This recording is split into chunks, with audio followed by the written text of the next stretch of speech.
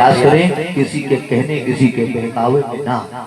मेरे बंधुओं ये समाज है, समाज तुमको नसीहत तो दे सकता है लेकिन खाने को रोटी कोई नहीं दे सकता है। जब स्वयं आप करेंगे अपनी मेहनत, उसी मेहनत से ही अपना भरण पोषण कर पाएंगे। सभी लोग, सभी भैया लोगों से मैं बोल रहा जितनी हमारी दीदी है, परिवार जब भी चलता है अच्छे से, जब घर में सभी एक जैसे सम्मान पूर्वक जिंदगी अपनी बिताते हैं तो बंधुओं ऐसे ही परिवार बर्बाद हुआ करते हैं। आज मेरे शिक्षक ने क्या किया, फौरन हाथ में एक तेगा उठाया, तलवार उठाई और ये लोगों चल देता है श्रावस्ती के जंगलों की ओर।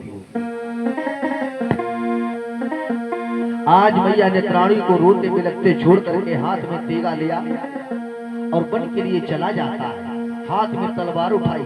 याद रखना धर्म बंधुओं, जिसका विद्वानों ने इतना सुंदर नाम रखा था अहिंसक, इतना सुंदर नाम रखा था विद्वानों ने अहिंसक, यानी हिंसा न करने वाला। आज वही बालक देखिएगा गुरु जी के कहने के आधार पर क्या करने जा रहा है। आज श्रावस्ती में जाकर के इसने तांडव शुरू कर दिया है।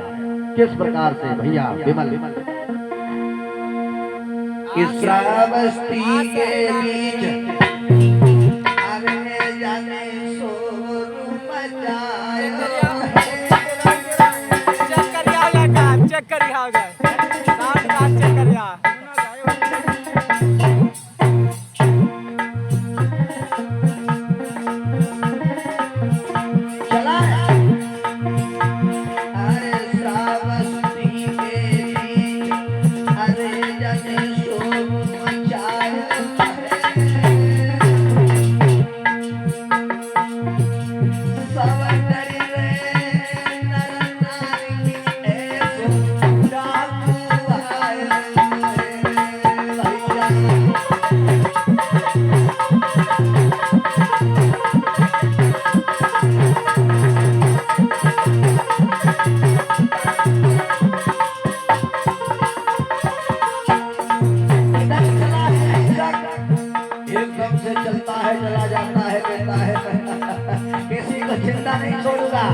मार दूंगा।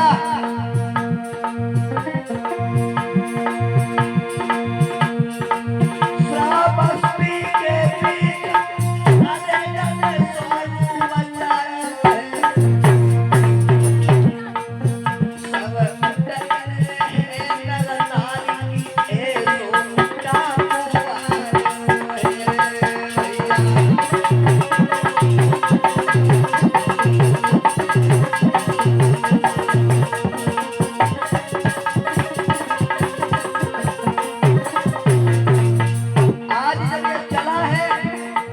जिस प्राणी को देखता है मार देता है, क्या करने लगा। आहा अरे दया लगे दिल में अरे बालक हो जाए बुढ़ा मार के तेरी ठोके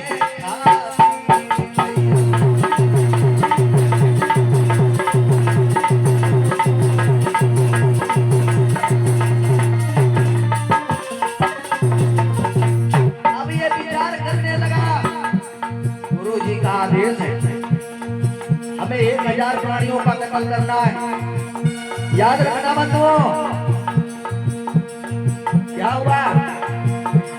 अरे करम कलदार है और ऊपर एक करम की मारू जग पता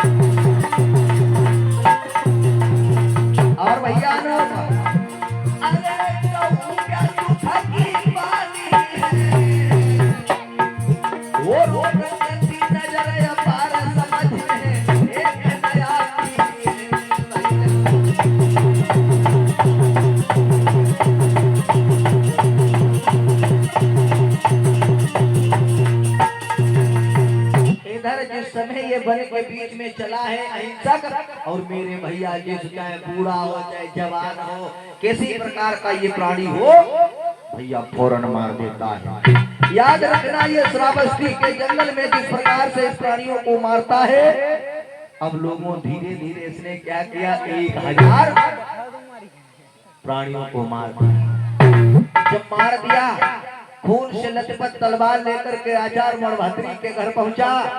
कहने लगे ये लो गुरु जी, तुम्हारी मैंने दक्षिणा पूर्ण कर दी, 1000 प्राणियों को मैंने मार दिया। अब गुरु जी कहने लगे नालायक, तू कह रहा है मैंने 1000 प्राणी मार दिए और ये पता नहीं किस खून से तो ये तलवार रंग करके ले आया, किसका खून है पता नहीं, किस चीज का है, प्रमाण दे मुझको, कैसे 1000 प्राणी मारे। अब फिर बेचारा वो चक्कर में पड़ जाता है, सोचने लगा ये कौन सी बात गुरु जी ने हमसे कही, अब प्रमाण कहाँ। कहने लगे गुरु जी हमारे साथ चलो, देख लो चल के कि मैंने प्राणी मारे कि नहीं मारे। इधर आचार्य मणभद्री कर लगे, अच्छा इधर जब राजा समझ जाएगा कि तूने 1000 प्राणी मारे तो साथ में तुझको मुझको दोनों को फांसी हो जाएगी, इसलिए ये प्रमाण लेकर के आ, ऐसे नहीं मैं मानूंगा तूने मेरी दक्षिणा पूर्ण की। भैया इतनी बात सुनने के बाद अब अहिंसक पुनः लौट आता है, सोचने लगा अब इनको प्रमाण कहां से दें। तो इसने क्या किया, फिर से मेरे बंधुओं उसी समय अहिंसक जब चलना गुरु जी से बात करने के बाद लौट आता है। अब इसने क्या किया, जिस प्राणी को उसने मारा उसकी अंगुलियां काट काट करके गले में पहनना शुरू कर दिया।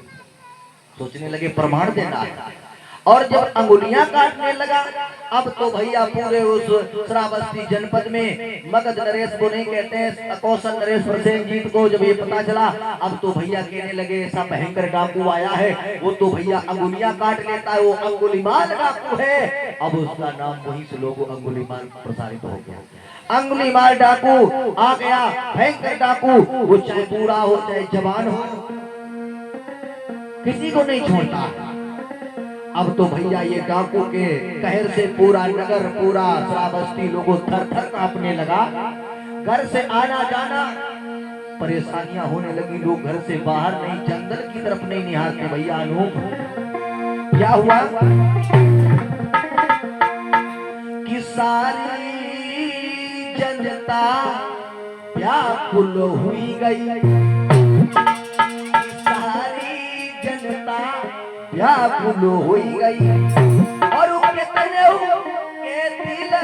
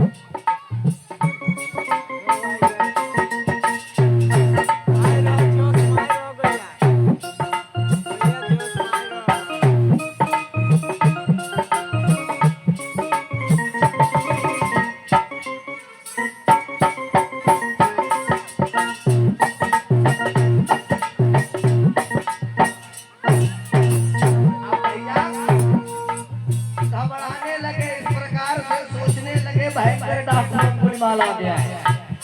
मेरे बंधुओं इधर गांव नगर के लोग, श्रावस्ती के लोग इस प्रकार से घबराते हैं कि डाकू आया, भयंकर डाकू, ऐसा डाकू को अंगुली ही काट लेता है, किसी प्रकार का नहीं छोड़ता है।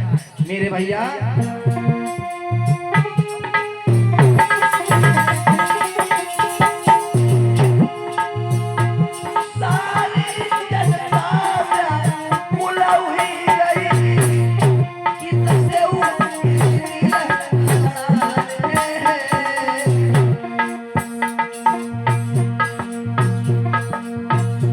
कोई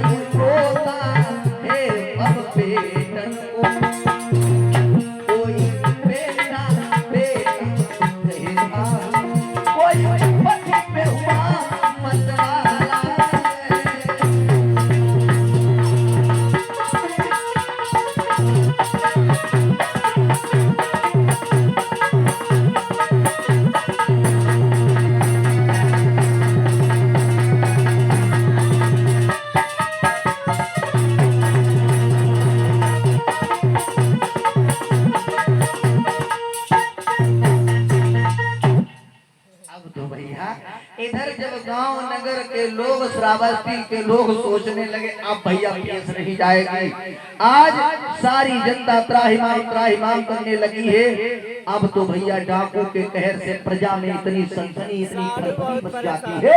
विचार करते हैं अब ये सूचना जब तक महाराज तक नहीं पहुंचेगी, नहीं तो एक एक करके सबको खल्लास कर देगा, सबको मार देगा भैया विमल।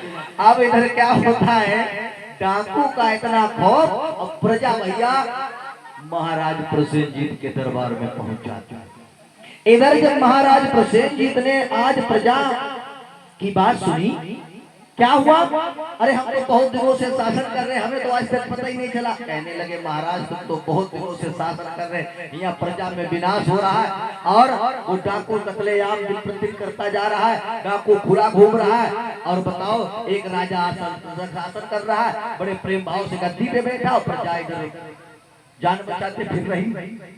राजा कहने लगा कैसी बातें कर रहे हो, हमारे पास इतने भयंकर सेनापति हैं, बड़े बड़े सरदार सिपाही हैं, अरे एक झटके में डाकू को मार दूंगा, तुम जाओ चिंता न करो।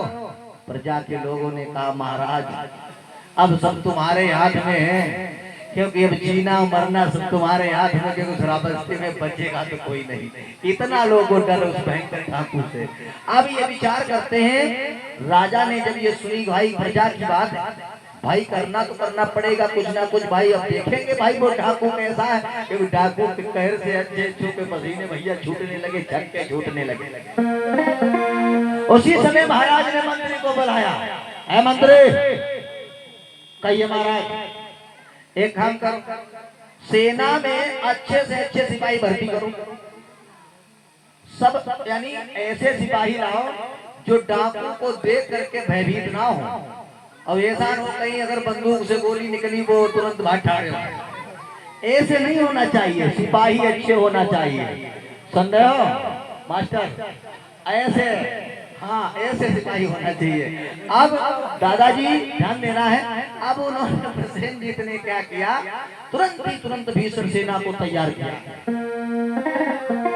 आज मंत्री जाता है, सिपाही अच्छे अच्छे सैनिकों को भर्ती करता है, जैसे बड़े सूरमा सरदार, सुंदर घोड़ा और हाथी, बड़े बड़े यानी तोपे, तलवार। अब राजा ने भयंकर सेना जिस समय बनाई है, चला है डाकू की तलाश में। ऐसा ही नहीं लो भैया, क्या हुआ आज इधर जब कहर डाकू का है इतना भयंकर, तो चले हैं भैया मास्टर ध्यान दीजिए, बोले भगवान बुद्ध की, पंचशील दरबार की। क्या हुआ कि अरे नई भीषण से न बनाई,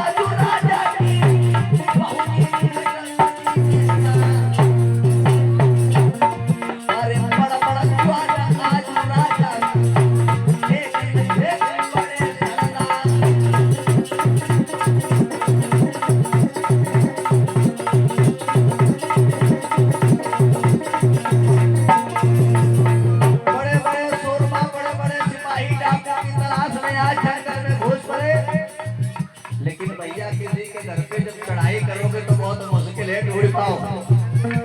चले वो हुकूमत सुनाई दे तो राजा ने डाकू थे ऊंचा न सकता,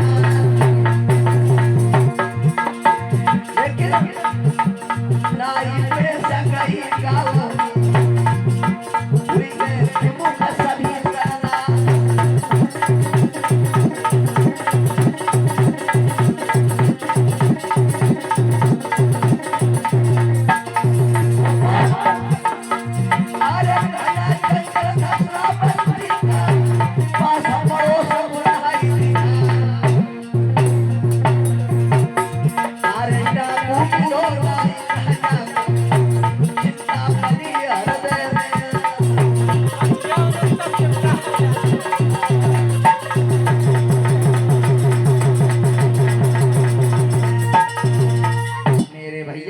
अब तो गांव नगर के क्षेत्र के जब सूचना महाराज को मिली और इधर महाराज प्रसेनजीत की सेना पूरे जंगल में जब चली है, मेरे बंधुओं आज इस प्रकार से ढूंढती है डाकू को, लेकिन भैया डाकू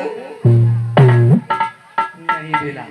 अब राजा बहुत परेशान हुआ, चिंतित होने लगा, विचार करने लगा कि अब क्या होना चाहिए। तो मेरी बहनों अब प्रजा में जब मालूम हुआ कि राजा भी विफल हो गया, डाकू मिला ही नहीं, तब तो भैया और चिंता बनने लगी। तो जिस रास्ते पे डाकू रहता उस तरफ तो भैया क्या बताएं, कोई जाना ही नहीं चाहता, सब घर ही में अपना काम काज कर ले, बस दिन पहले कोई बाहर नहीं निकले, ये तो डर। मेरी बहनों अब जब डाकू की पेश नहीं गई, अब वो निरंतर हर प्राणी को मार रहा है, फिर लोगों ने विचार किया अब क्या होगा, अब कौन आएगा ऐसा व्यक्ति। तो लोगों इधर ये सूचना धीरे धीरे जैत वन में करुणानिधान भगवान बुद्ध अपने भिक्षुओं को धर्म उपदेश दे रहे थे। तो ये सूचना भगवान बुद्ध को जब मालूम हुई तो उन्होंने विचार किया भला ऐसा डाकू आया है और अंगुलीमाल लोग चिल्ला रहे, क्या इतना भयंकर डाकू होगा, हर प्राणी को वो क्यों मार रहा है, क्यों भाई मारता है। तो मेरी बहनों आज भगवान बुद्ध ने क्या किया, उसी समय अब सोचने लगे, विचार करने लगे, अब हमें जाना चाहिए, हम भी देखें वो कैसा डाकू है। तो इधर बुद्ध ने मेरे बंधुओं क्या किया, जैत वन में इतने घने जंगल में आज भगवान बुद्ध अपने भिक्षुओं को धर्म उपदेश दे रहे थे। तो उन्होंने बताया कि तुम कोई नहीं जाना मेरे साथ, क्योंकि डाकू का इतना खौफ ही था। कहने लगे भगवान आप भी मत जाइए क्योंकि वो तुमको मार देगा। बुद्ध कहने लगे कोई बात नहीं, लेकिन हम डाकू को देखेंगे जरूर, वो कैसा डाकू। अब भगवान बुद्ध जब चले हैं तो मेरे बंधुओं आज इधर करुणा के सागर दया के भंडार भगवान बुद्ध ने विचार किया, क्यों ना इतने प्राणियों को जब वो कत्लेआम कर चुका है, मार चुका है, तो इनके खातिर मैं भी एक प्रयास करूंगा, देखूंगा कि वो कैसा डाकू है। मेरे बंधुओं उसी समय क्या होता है, आज इधर भगवान बुद्ध ने हाथों में भिक्षा पात्र लेकर के चले हैं, धीरे धीरे कोमल भाव सुंदर प्रेम से चले हैं। इधर हाथ में भिक्षा पात्र है और जिस समय भगवान बुद्ध जैत वन से चले हैं गांव नगर से, कि हाथों में भिक्षा पात्र लेकर, कि हाथों में भिक्षा पात्र लेकर की सीढ़ी लगाई है।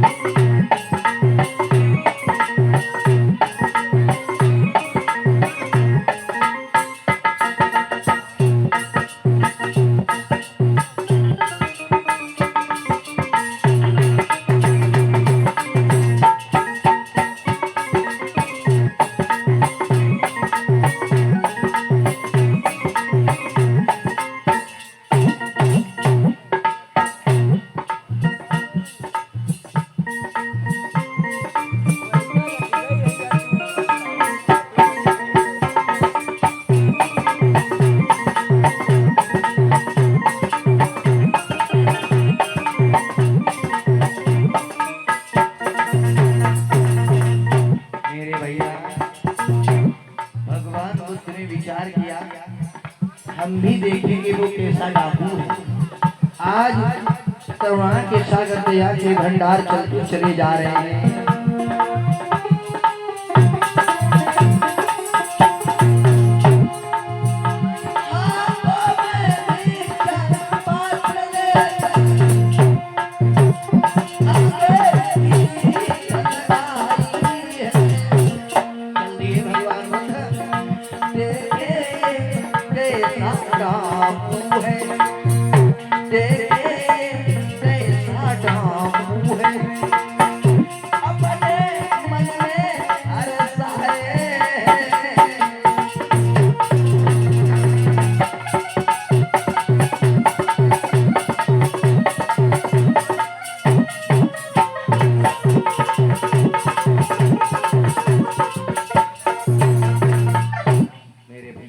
उसी समय भिक्षा पात्र लेकर के जब तथागत बुद्ध आज चले हैं, जिस मार्ग में वो चलते चले रह जा रहे, तो गांव के लोगों ने क्या किया, फौरन रोक ली।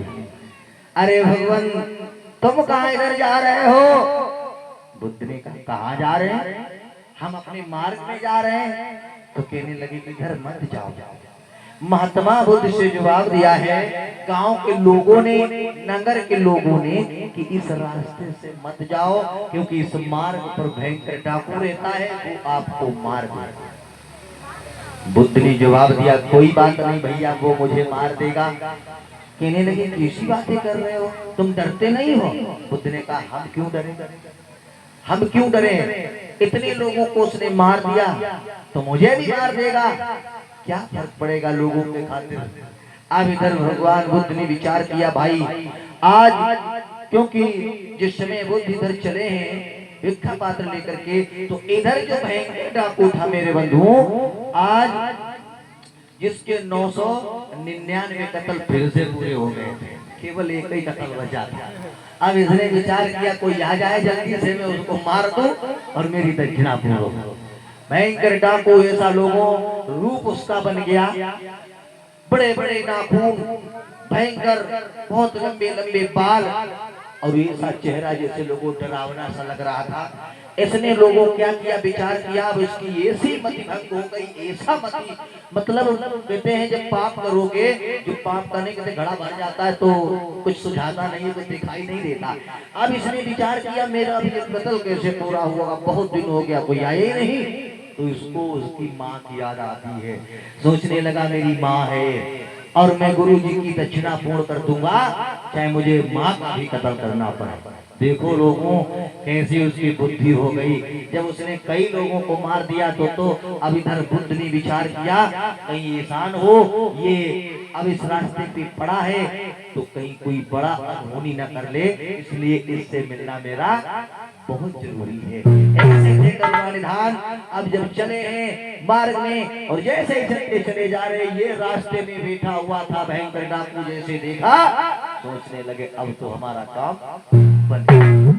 जैसे ही वो आए और डाकू छिपा हुआ था, उसने सोचा जैसे ही आएंगे मैं इनको मार दूंगा। और अब चले हैं इधर करुणानिधान भगवान बुद्ध जीवनधारी चलते चले जा रहे हैं और डाकू ने पीछे से जैसे देखा कहने लगा हमें लगता है ये रुकेगा नहीं। जवाब देता है एक बहुत बड़ी शिला डाल देता, कोई इसको देख कर रुक जाएंगे, लेकिन बुद्ध नहीं रुके तो वो बुलाने लगा ए साधु, सुनाई नहीं दिया? अरे महात्मा जी इधर कहाँ जा रहे हो, जरा ठहरो रुको। बुद्ध ने सुना नहीं, चलते रहे। फिर बोला अरे ठहर जाओ, मैंने सुना तुमसे मैंने कहा तुमने सुना नहीं? बुद्ध ने पीछे मुड़ करके देखा, कहने लगे भैया अरे मैं तो ठहर गया हूँ, तू कब ठहरेगा? डाकू कहने लगा हमसे इतनी लंबी बात, हमें लोग इतना डरते हैं और तुम हमसे कह रहे हो तू कब ठहरेगा? बुद्ध कहने लगे हम तो ठहर गए, बहुत दिनों से ठहरे, लेकिन तुम क्यों नहीं ठहर रहे हो? इधर अंगुलीमाल कहने लगा तुमको डर नहीं लग रहा हमसे? बुद्ध कहने लगे तुमसे मुझे क्या डर रहा, क्यों तुमसे डरूं मैं? इसका मतलब तुझको कतई भय नहीं है? हमें कोई भय नहीं, हम क्यों भय, हम क्यों डरे? कहने लगे मैं तुमको मारने वाला हूँ, सोचा है? तो बुद्ध कहने लगे कोई बात नहीं, मार दो। मार दूं? बड़े आसानी से कह दिया मार दो। हमसे लोग डर करके भागते और तुम डर भी नहीं रहे हो, कह रहे हो मुझे मार दो। बुद्ध ने कहा भैया मैं मरने के लिए आया हूँ, मार दो मुझे। अब वो अंगुलीमाल कहने लगा मार तो दूंगा तुमको, क्योंकि हम तुम्हें मारने के लिए ही उधर हुए हैं। तो उसी समय जब वो मारने के लिए चलता है तो बुद्ध कहने लगे ठहर जा, मार देना मुझे, लेकिन मारने से पहले एक काम मेरा कर दे। कहने लगा बताओ बताओ क्या काम है तुम्हारा, जल्दी बताओ। बुद्ध ने कहा एक काम करोगे, जिस प्रकार से शिला सामने रखी तुम इसको तोड़ सकते हो। भैया उसने क्या किया, पल भर में उसको तोड़ दिया। इतना मतवाला हो गया। कहने लगे ये तो अब हमें लगता है ऐसे नहीं सुधरेगा। कहने लगे एक काम करोगे? जवाब दिया कौन सा काम? सामने तुमको पीपल का वृक्ष दिखाई दे रहा है। अंगुलीमाल कहने लगा वो तो हमें भी दिखाई दे रहा है। कहने लगे जाओ इससे एक पत्ता तोड़ करके ले आओ।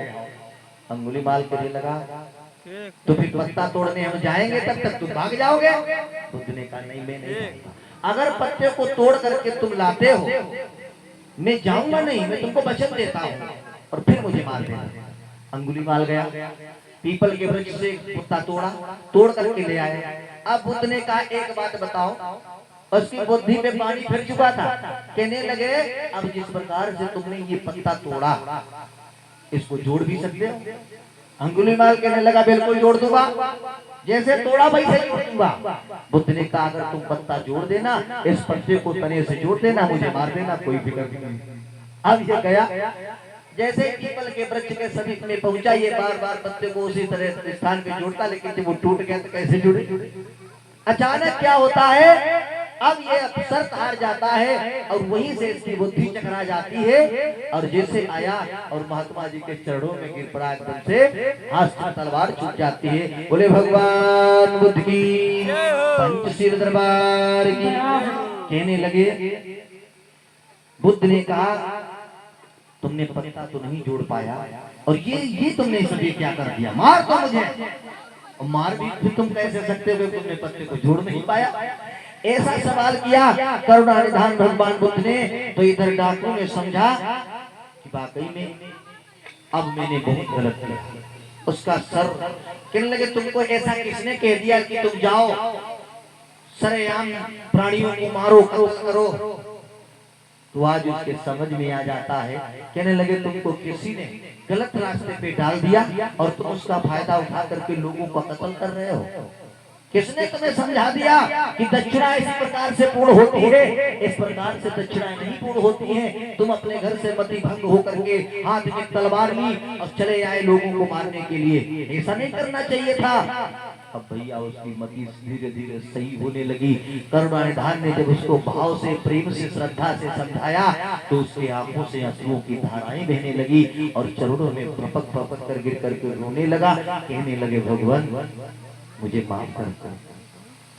बुद्ध कहने लगे माफ करने लायक तुमने कोई ऐसा काम ही नहीं किया है, तुमने तो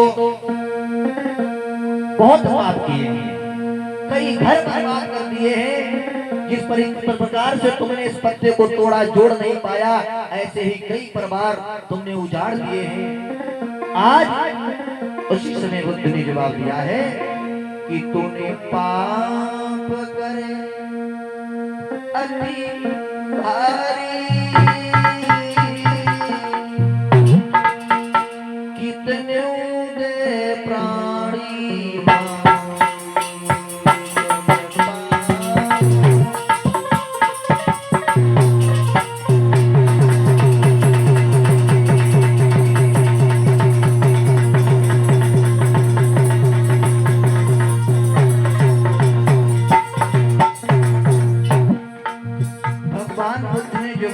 तुमने बहुत पाप किया। इतना तो कोई नहीं कर सकता जितना तुमने किया है। तुम्हारे डर से लोग घर से बाहर नहीं निकलते हैं। सुन रहे हो ना? तूने पाप करे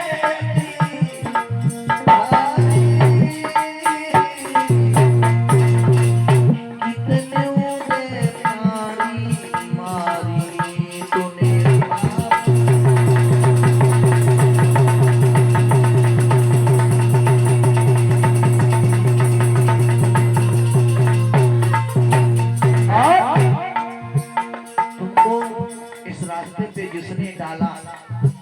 समाज ही कुछ ऐसा है, इस समाज की विडंबनाओं से मैं लड़ता चला रहा हूं, लेकिन लड़ाई प्रेम से, किसी को गलत रास्ता नहीं बताना है, भाव से, श्रद्धा से। अब तुम्हारे समझ में आया कि ये दुख क्या होता है, दर्द क्या होता है। एक वचन के चक्कर में तुमने पूरा अपना कैरियर, पूरी जिंदगी बर्बाद कर ली। तो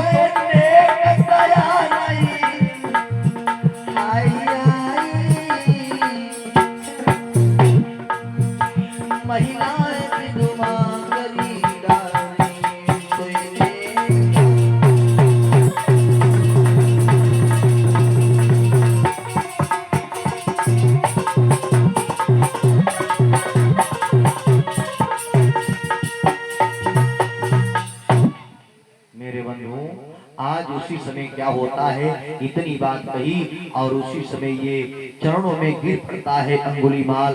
उसी समय भगवान ने कहा, ये अपने जो चरणों गले में ये अंगुलियों की माला डाले फिर रहे, उसको बाहर निकाल के फेंको। तुरंत उसने लोगों गले से माला निकाल करके फेंकी, हाथ जोड़ करके कहने लगा, भगवान मुझे दुनिया में कोई ऐसी रास्ता दिखाने वाला नहीं मिला। मैंने कई हजारों प्राणियों को कत्ल किया, अब मैं उसका पश्चाताप करना चाहता हूँ, मैं मोक्ष को प्राप्त होना चाहता हूँ, इसलिए मैं आपके मार्ग पे चलना चाहता हूँ। बुद्ध ने कहा कि भैया मैं मोक्ष की प्राप्ति के लिए नहीं, मैं मार्गदाता हूँ, मुक्तिदाता नहीं हूँ। तुमने इतने कत्ल किए और हजारों प्राणियों को मार दिया, अब खैर मैं तो ये कहता हूँ तुम्हारे समझ में आ गया, यही इतनी बड़ी बात है, क्योंकि जब जागो तो नया सवेरा। आज बुद्ध ने कहा, तुमको इससे पहले जो रूप रंग बनाए घूम रहे हो लोगों, उसी समय अंगुलीमाल को सुंदर जल से स्नान करवाया, बाल छोटे छोटे यानी बाल का, उन्होंने कहा कि आप अपनी शरण में ले लीजिए और मैं आपके धम्म पे चलना चाहता हूँ। बुद्ध ने कहा कि हमारे धम्म पे चलना तुम्हारे बस की बात नहीं है, इसलिए तुमने जो भी किया कुछ लायक नहीं कर पाया, और तुम्हारे साथ में जब मेरा नाम जुड़ेगा तो लोग पता नहीं क्या कहेंगे, क्या से कहेंगे, फिर तुम कहीं बदल गए तो और भी दिक्कतें आएगी। आज अंगुलीमाल ने कहा, दोबारा मैं उस रास्ते पे नहीं जाऊंगा जहाँ से मुझे आपने लौटाया, मुझे वापस लाए। भगवान आप अपना शिष्य स्वीकार करिए, अपना भिक्षु स्वीकार करिए। आज उसी समय जब डाकू अंगुलीमाल ने हर प्रकार से इतनी बातें गुजारिश की तो भगवान ने कहा ठीक है। तो आज उसी समय चीवर डाल करके भगवान बुद्ध ने कहा, ये काम करना, पंचशील तमाम ऐसे जो मार्ग हैं तुमको मैं बताऊंगा। और उससे पहले जब पंचशीलों का भगवान ने रास्ता दिया, बतलाया, कहा पहले जाओ नगर में भिक्षाटन के लिए, लेकिन झूठ नहीं बोलना, बता देना सबको कि मैं कौन हूँ, क्या से क्या बना। तो लोगों वही अहिंसक आज अंगुलीमाल का जो डाकू बनने के तत्पश्चात आज भिक्षाटन के लिए जाता है, तो लोगों ने भिक्षा तो दी, कहने लगे एक बात बताओ भैया, तुमको महात्मा जी कभी हमने श्रीनगर में देखा नहीं, तुम कौन हो, कहाँ से आए हो? उन्होंने कहा मेरा ही नाम डाकू अंगुलीमाल के लोग नाम से जानते हैं। लोगों ने कहा उसको मारना शुरू कर दिया।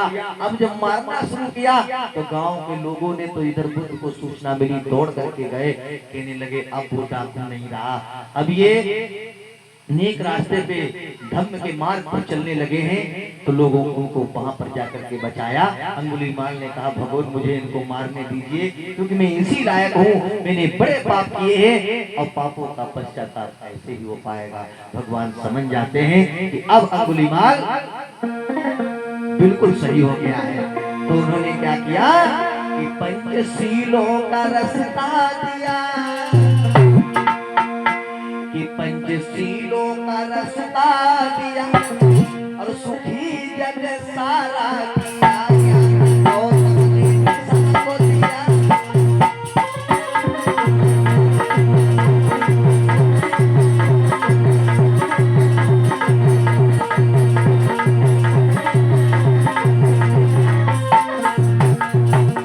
पंचशील भगवान बुद्ध ने समझाए, लेकिन समझाने के बाद भी आज हमारा समाज आज नशा पर चढ़ी